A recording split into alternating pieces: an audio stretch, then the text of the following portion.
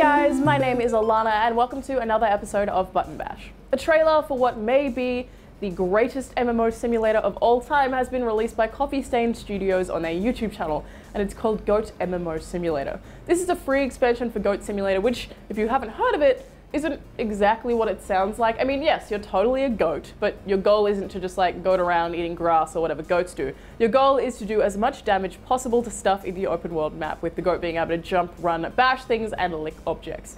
The whole thing actually started out as a joke when it was made during an internal one-month game jam held by Coffee Stain Studios in January this year, just after they'd finished making Sanctum 2.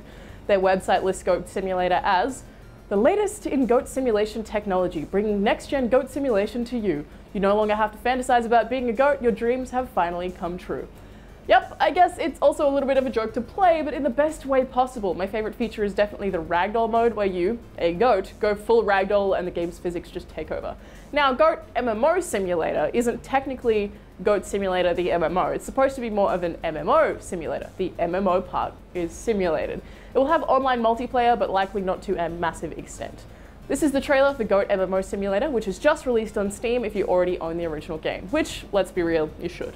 6 months have passed since the latest Goat Simulator patch. Gamers have been requesting another free expansion. Now, the time has come for the lazy developers to turn on their computers once again.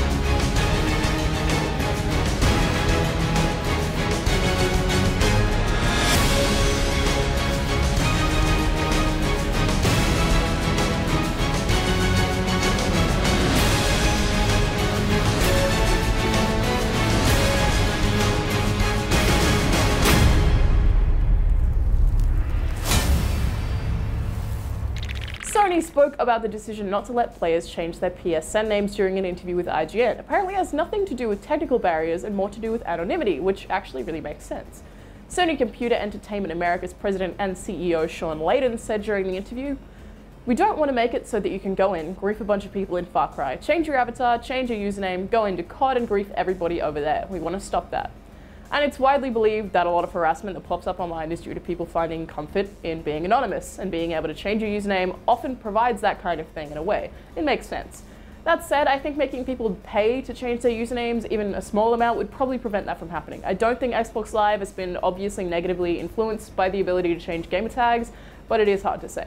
The really creepy Assassin's Creed bug that removes characters' entire faces, leaving them floating with just eyes, teeth, and hair, has apparently been fixed completely. Ubisoft said the no-face bug only affected PC players and only ones with 1 or 2 specific graphics cards. It seems like the frequency of the bug has probably been exaggerated by way of so many people sharing the same images of it without actually experiencing it themselves.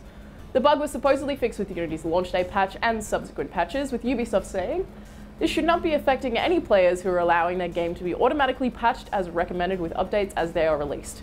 If you believe you are seeing this issue under any other circumstance, contact our support team and let us know."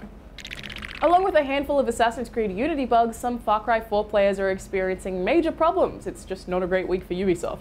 The 3 major problems are PC crashes, where the game is just crashing when PC players try to load it up. PlayStation 3 corruption, where PS3 players get an error message saying game data is corrupt, please delete FC3 game data. So it's actually asking them to delete game data for Far Cry 3, not Far Cry 4, and it's currently unclear if this is only happening to people who own a copy of Far Cry 3. Some people are suggesting it's happening to them even though they've never even played Far Cry 3.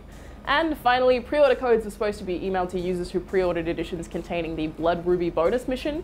Some players have reported that they never even got the email at all, with others saying they did, but the code was missing or invalid. That sucks, and we hope it gets fixed soon. I'm Alana, this has been Button Bash, and I'll see you next time.